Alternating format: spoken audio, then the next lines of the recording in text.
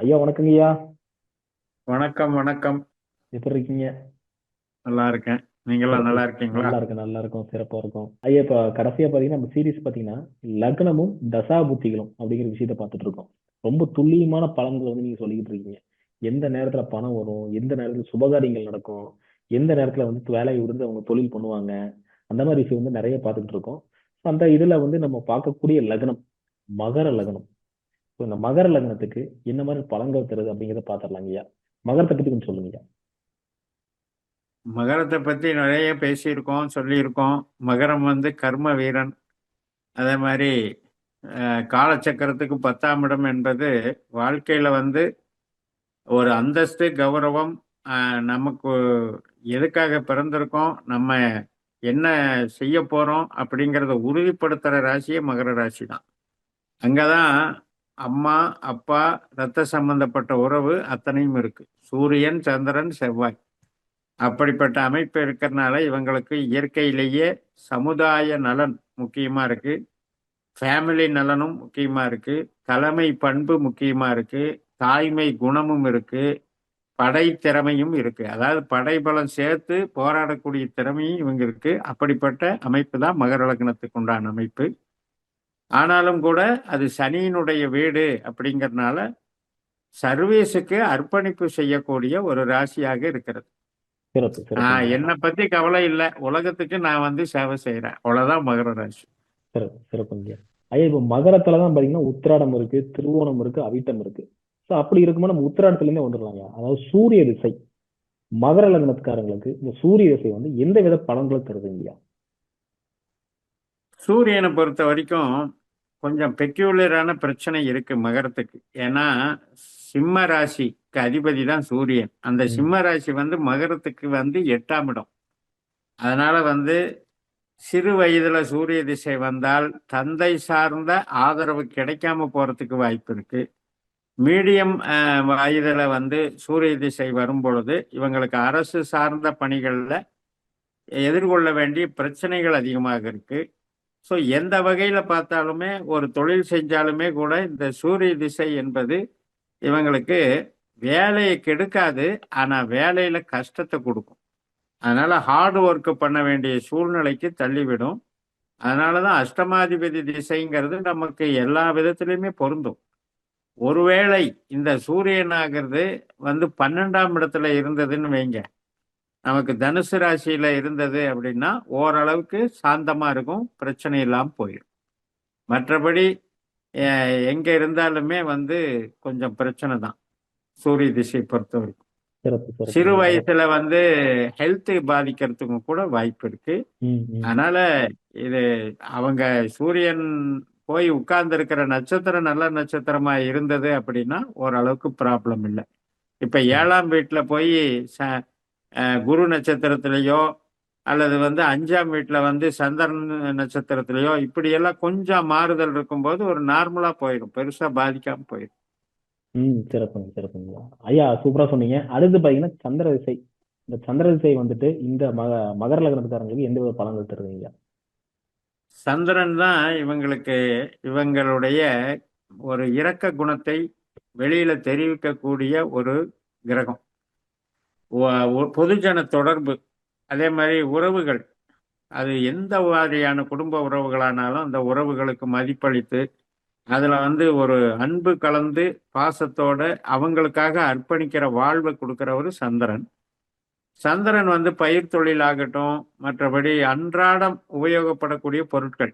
இன்னைக்கு சமைச்சோம், இன்னைக்கு விற்கிறோம்னா அது உணவு தொழில். அதே மாதிரிதான் பால், பண்ணை, பயிர் தொழில், இது எல்லாமே காய்கறிகள், இது எல்லாமே சந்திரனுக்கு உட்பட்டது. அப்படிப்பட்ட சந்திரனுடைய திசை இவங்களுக்கு பைசாவுக்கு பஞ்சம் இல்லாம பார்த்துக்கும், உறவுகளுக்கும் பஞ்சம் இல்லாம பார்த்துக்கும், நல்ல அமைப்பை கொடுத்துரும். 4, 8, 12ல இருந்து சந்திர திசை நடக்கிறது தான் இவங்களுக்கு கஷ்டத்தை கொடுக்கும். மற்றபடி எங்க இருந்தாலுமே சந்திர திசை 10 வருஷமும் சூப்பரா இருக்கும். சிறப்பு, சிறப்புங்கய்யா. அடுத்து பாத்தீங்கன்னா செவ்வாய் திசை. செவ்வாய் திசை வந்து எந்த வித பலன்கள் தருதுங்கய்யா? செவ்வாய் நம்ம மகரத்துக்கு 4ஆம் அதிபதி, 11ஆம் அதிபதி அப்படிங்கிற கணக்குல வர்றாரு. செவ்வாயை பொறுத்த வரைக்கும் சனிவுக்கு எதிரி தான். நம்ம லக்னாதிபதி சனிக்கு அவர் எதிரி தான். பட் செவ்வாய் வந்து செவ்வாயினுடைய நட்சத்திரத்திலேயே இருந்துட்டால் இவங்களுக்கு வந்து சுயபலம் அதிகமா இருக்கு, தைரியம் அதிகமா இருக்குது, கொஞ்சம் முன்கோபம் இருந்தாலும் முரட்டு சுபாவம் இருந்தாலும் எதையும் வந்து ஒரு ஹார்ட் ஒர்க்கையெல்லாம் அசால்ட்டா பண்ணக்கூடிய ஒரு அமைப்பு கொடுத்துருது. இப்போ பார்த்தீங்கன்னா நிறைய பேர் வீர விளையாட்டுல பங்கேற்கிறாங்க, ஸ்போர்ட்ஸ்ல பங்கேற்கிறாங்க, காவல்துறையில பங்கேற்கிறாங்க. இதுக்கெல்லாம் வந்து காரணம் வந்து செவ்வாய் தான். அப்படிப்பட்ட புஜபலத்தை கொடுக்கக்கூடிய செவ்வாய் திசை இவங்களுக்கு அந்த மாதிரி வகையதுல சைன் பண்ண வச்சிரும். பட் அதே நேரத்துல நம்ம வந்து ஒரு சாஃப்ட் நேச்சர் வந்து இவங்க ஜாதகத்துல வேற கிரகங்கள் மூலமா இருந்ததுன்னா கொஞ்சம் கரெக்ட் பண்ணிக்குவாங்க. கெட்ட செவ்வாயா போயிடுச்சுன்னா இவங்களுடைய முரட்டு சுபாவமும் இவங்களுடைய அசாத்திய துணிச்சலுமே இவங்களுக்கு நெகட்டிவா வந்துடும். இன்னைக்கெல்லாம் வந்து பைக் எடுத்துட்டு பறக்குறாங்க இல்லையா ரோட்ல ஹை ஸ்பீடுல. இந்த சர்க்கஸ் வேலையெல்லாம் செவ்வாய் பண்ற வேலை தான். அது கெட்டு போச்சுன்னா பிரச்சனையாகும். அதனால சிறப்பு நல்ல நிலைமையில இருந்ததுன்னா இந்த செவ்வாய் திசை இவங்களுக்கு வளர்ச்சியை கொடுக்கும். சிறப்புயா, அருமையா சொன்னீங்கய்யா. அடுத்து பாத்தீங்கன்னா ராகு திசை. ராகு திசை சொல்லுவாங்க, பெருசா சொல்லுவாங்க, எனக்கு வந்ததுக்கு அப்புறம் தான்ப்பா வாழ்க்கையே போச்சு.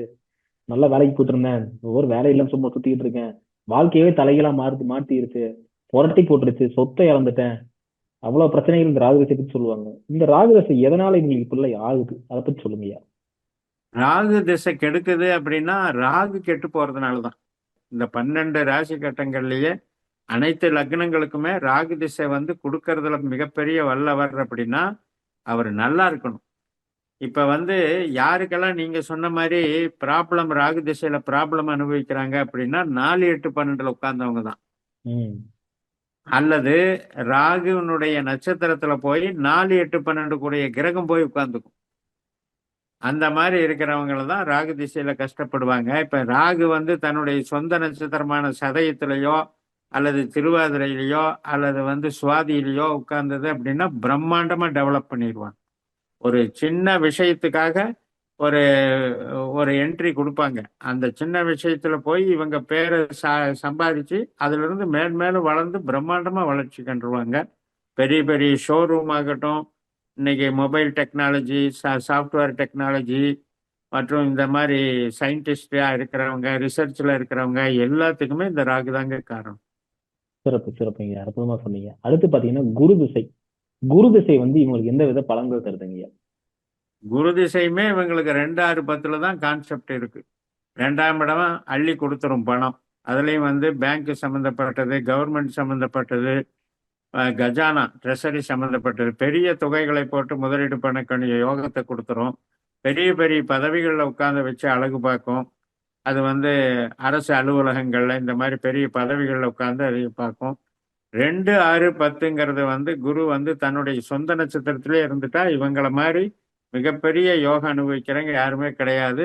நல்ல பேரும் எடுப்பாங்க, புகழும் கிடைக்கும், பண வசதியும் நல்லா இருக்கும். அடுத்து பாத்தீங்கன்னா சனி திசை. சனி திசை வந்து இவங்களுக்கு எந்த வித பலன்கள் தருதுங்கய்யா? சனி தான் இவங்களுக்கு வந்து அறிவை கொடுக்கிறவரு, தைரியத்தை கொடுக்கிறவரு, தன்னம்பிக்கையை கொடுக்கிறவரு மற்றும் இடமாற்றத்தை எல்லாம் கொடுக்கிறவரே சனி தான். அதனால இவங்க வந்து ஊர் விட்டு ஊர் போறது, மற்ற இடத்துல போய் சம்பாதிக்கிறது, இதுக்குண்டான அமைப்பை கொடுக்கிறவரே சனி. இந்த சனி 3ஆம் இடத்துல வந்து உத்திரட்டாதியும், 7ஆம் இடத்துல பூசமாகவும், 11ஆம் இடத்துல அனுஷமாகவும் இருக்கிறதுனால இவங்களால இந்த சனி திசையில வந்து நம்பகத்தன்மையா உழைக்க முடியுது. எல்லாருக்கும் வந்து ஒரு நல்ல சர்வீஸ் மைண்டடா உழைச்சி பேர் வாங்கக்கூடிய அமைப்பை கொடுக்குது. எந்த ஒரு இதுலையும் கௌரவம் பார்க்க மாட்டாங்க. இந்த சனி திசையில வந்து சனி வலுத்தவங்க வந்து கௌரவம் பார்க்க மாட்டாங்க. அதே நேரத்துல தான் எந்த ஒரு சர்வீஸ்ல போனாலும் அந்த சர்வீஸ்ல வந்து ஒரு நல்ல பேரும் நல்ல ஸ்டாண்டர்டைஸ்டா இவங்க வந்து வாழ்ந்து காட்டிடுவாங்க. உறவுகளுக்கும் நல்லா இருக்கும். சனி திசையை பொறுத்த வரைக்கும் நல்ல உறவுகள், கணவன் மனைவி உறவு, குழந்தை, சகோதர வழி உறவு எல்லாத்துக்குமே சிறப்பாக இருக்கும். சனி கெட்டுப்போச்சு 4ஆம் இடம், 8ஆம் இடம், 12ஆம் இடம் இந்த அமைப்புகள்ல கெட்டுப்போன சனியில தான் மிகப்பெரிய பிரச்சனையை சம்பாதிச்சுக்கணும். நம்பி ஏமாறக்கூடிய அமைப்பு, வஞ்சம் சூழ்ச்சியில் அகப்படக்கூடிய விஷயங்கள் அங்க வந்துடும். சிறப்பு சிறப்புங்க, அற்புதமா சொன்னீங்க. அடுத்து பாத்தீங்கன்னா புதன் திசை. இந்த புதன் திசை வந்து இந்த மகர லக்னத்துக்காரங்களுக்கு எந்த மாதிரி பலன்கள் தருதுங்கய்யா? கம்யூனிகேஷனுக்கு ரொம்ப சிறப்பு. ம். அக்கௌண்ட்ஸு, ஆடிட்டிங்கு மற்றும் ஊர் விட்டு ஊர் போகிறது, நாடு விட்டு நாடு போகிறது, வெளியூர் போய் சம்பாதிக்கிறது இதெல்லாம் அற்புதமாக வேலை செய்யும். புதனை பொறுத்த வரைக்கும் புத்திசாலித்தனத்தினாலேயே இவங்க வந்து வாழ்க்கையில் மிகப்பெரிய பதவிக்கு வந்துடுவாங்க. டேலண்ட்டும் நல்லா இருக்கும். நாலேஜை வந்து கெயின் பண்ணிகிட்டே இருப்பாங்க. மேலே மேலே இன்னோவேஷன் படிச்சுக்கிட்டே இருப்பாங்க. ஸோ அதனால் வளர்ச்சிகள் வந்து நல்லா இருக்கும். உறவுகளுக்கும் நல்லா இருக்கும். உறவுகள்கிட்ட ஜோவியலாக பழகி எல்லாத்துக்கிட்டையும் ஜனரஞ்சகமாக சிரித்து பேசி நல்லபடியாக இந்த திசை கொண்டு போகும். இவங்களுக்கு வந்து பொருளாதாரத்திலையும் குறைவு வைக்காது. அதே போல் உறவுகள் சந்தோஷத்திலையும் குறைவு வைக்காத திசை புதன் திசை. சிறப்புங்க, அற்புதமா சொன்னீங்க. அடுத்து பாத்தீங்கன்னா கேது திசை. இந்த கேது திசை வந்து இந்த மகர லக்னக்காரர்களுக்கு எந்த வித பலன்கள் தருதுங்க? 4ஆம் இடத்துலையும் 8ஆம் இடத்துலையும் 12ஆம் இடத்துலையும் தான் கேதுவனுடைய நட்சத்திரம் இருக்கு. அதனால இந்த கேது வந்து மகர லக்னக்காரர்களுக்கு நல்ல கிரகம் என்று சொல்லுவதற்கே இல்லை.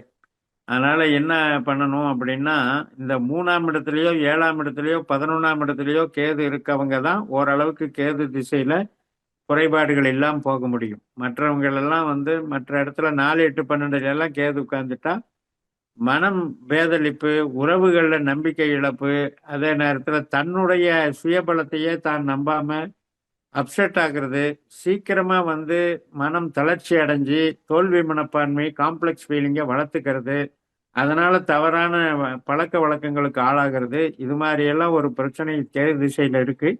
அது அவங்க ஜாதகத்துல வந்து 3, 7, 11ல இருந்துட்டா அதுல இருந்து தப்பிச்சுக்கலாங்க. சிறப்பு சிறப்புங்க. அடுத்து பாத்தீங்கன்னா சுக்கிர தசை. இந்த சுக்கிர தசை வந்து இந்த மகர லக்னக்காரர்களுக்கு எந்த வித பலன்கள் தருதுங்க? அதேதான் 4ஆம் இடம், 8ஆம் இடம், 12ஆம் இடம்ங்கிற கான்செப்டை வச்சிருக்கிற சுக்கிர திசை இவங்களுக்கு வந்து 3, 7, 11ல இருந்தா கெடுபலனை கம்மியா கொடுக்கும். இல்லைன்னா மிகப்பெரிய ஒரு நம்பிக்கை, அதாவது நாம் அப்படி வந்துருவோம் இப்படி வந்துருவோம்னு கற்பனை நம்பிக்கையிலேயே போய் அகலக்கால் வச்சிருவாங்க. அதனால தான் கஷ்டப்படுறது. அதிக அளவுக்கு அதிகமாக ஆடம்பரத்தை போய் கடன் வாங்கி கெட்டு போறது இந்த சுக்கிர திசை தான். ஆனால் ஜென்ரலாக பாரம்பரிய ஜோதிடத்தில் 10ஆம் அதிபதி 5ஆம் அதிபதி சுக்கிரன் யோக கிரகம்னு சொல்லுவோம். ஆனால் அது எப்போ யோகத்தை பண்ணும் அப்படின்னா 3, 7, 11, 2, 6, 10 இந்த மாதிரி ஸ்தானங்கள்ல இருந்தால் யோகத்தை பண்ணும். 4, 8, 12ல வலுத்துடுச்சு அப்படின்னா ரொம்ப சிரமம். அதுல சொந்த நட்சத்திரத்துல இருந்தா ஒரு வகையில தப்பிக்கலாம். இப்ப பரணியில சுக்கிரன் இருந்தாரு அப்படின்னா நல்ல பிரம்மாண்டமா பங்களா வீடு கட்டிடுவாங்க. நல்ல கார் வசதியோட வாழ்வாங்க. அதே 8ஆம் இடத்துல சுக்கிரன் இருந்தது அப்படின்னா அவங்க வந்து சொந்த தொழில் செஞ்சு பிரயோஜனம் இல்லை. அதே மாதிரி 12ஆம் இடத்துல பூராடத்துல இருந்தாலும் அப்படிதான். அந்த மாதிரி இருக்கிறவங்க வந்து அந்த ஜாதகத்துல நெளிவு சுழிவை பார்த்து அது முதலீடு போடாத தொழில இருந்தாங்கன்னா பொழைச்சிக்குவாங்க. சிறப்பு சிறப்புங்க, அற்புதமா சொன்னீங்க. கிட்டத்தட்ட எல்லாம் தசாவும் முடிச்சிட்டோம். அதே மாதிரி பொதுவான கேட்கறது என்னன்னா, இவங்களுக்கு பணம் கொடுக்கக்கூடிய தசாதுன்னா என்ன தசை சொல்லுவீங்க? ராகு தான். ராகுவும் குருவும் இந்த 2 ம், திசை இருந்துட்டா பணம் கொடுத்துருவாங்க. இந்த ராகு நட்சத்திரத்துல குருவோட நட்சத்திரத்துல எந்த கிரகம் இருந்து திசை நடத்தினாலும் அப்பவும் பணம் வரும். ம், ரொம்ப ம், ம். அருமையா சம்பாதிச்சிருவாங்க. அதனால இவங்களுக்கு வந்து திசைகள் ராகு திசை குரு திசை வந்து நடக்கும் பொழுது அந்த ராகு நல்ல ராகுவாகவும் குரு நல்ல குருவாகவும் இருக்கிறது ரொம்ப ரொம்ப அவசியம். சிறப்பு சிறப்புங்க. அதே மாதிரி பாத்தீங்கன்னா சுபகாரியங்கள், திருமணம், வீடு வாங்குறது, வீடு கட்டுறது, இந்த மாதிரி காரியங்கள் எந்த தசையில நடக்குங்க? வீடு கட்டுறது, மற்ற சுபகாரியங்கள், உறவுகள் சம்பந்தப்பட்ட சுபகாரியங்கள் அப்படின்னு எடுக்கும் பொழுதெல்லாம் சனியும் புதனும் நன்மை செய்வார்கள். அதே வீடு கட்டுறது அப்படின்னு எடுக்கும் பொழுது சுக்கிரன் நன்மை செய்வார். அப்ப இந்த மாதிரி பிரிச்சு பார்த்துக்கணும். 4ஆம் இடம் சம்பந்தப்பட்டது வீடு கட்டுறது. இப்ப நீங்க வந்து சனியிலேயோ புதன்லயோ போய் வீடு கட்டுறதுக்கு எதிர்பார்க்க முடியாது. அப்ப வீடை விற்க வேண்டி வந்துடும், வீடு மாற வேண்டி வந்துடும். ஆனா அதே சுக்கிரன் நடக்கும்போது வீடு கட்ட வேண்டி வந்துடும். சுக்கிரன் போய் 2, 2, 6, 10ல தொடர்பு இருந்தாலும் அப்பவும் வீடு கட்டுவாங்க. சுபகாரியங்களுக்கு கண்டிப்பா சனி புதன் நட்சத்திரத்துல உட்கார்ந்த கிரகங்கள் கண்டிப்பா சுபகாரியங்கள் நல்லது. சிறப்பு சிறப்புங்க, அற்புதமா சூப்பரா டிக்கெட் பண்ணி சொல்லிட்டீங்க. அடுத்தடுத்த காணொலி சந்திக்கலாங்கய்யா. ஓகே, ரொம்ப நன்றி, ரொம்ப நன்றிங்கய்யா. வாழ்த்துக்கள், வணக்கம்.